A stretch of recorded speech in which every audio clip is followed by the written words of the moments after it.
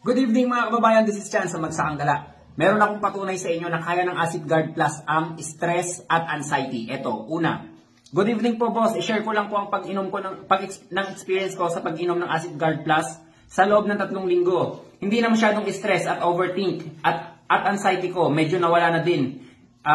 Di tulad nung di pa ako nagamit ng Acid Guard Plus, overthink at sobrang stress hanggang tumutulo na lang lagi ang luha ko. Walang gabi na hindi na ako naiyak. Buti lang nakita ko ang Acid Guard Plus, okay siya, nawala lahat ng sintomas ng anxiety ko at stress. Within 3 weeks within 3 weeks mga kababayan.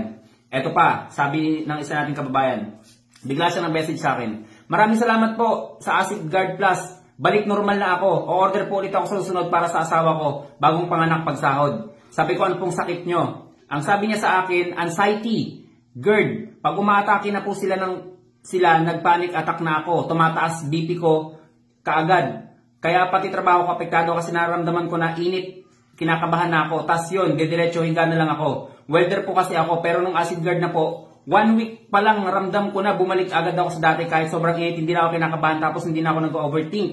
So isipin nyo, ganun kabilis mga kababayan. Meron pa tayong isang kababayan na welder din, meron din GERD. Aantayin natin yun. Mga ilang araw pa babalik sa akin yun at magte-testimony doon. So mga kababayan, please, subukan nyo to. Subukan nyo ang Acid Guard Plus. Lahat ng sakit sa pool nito.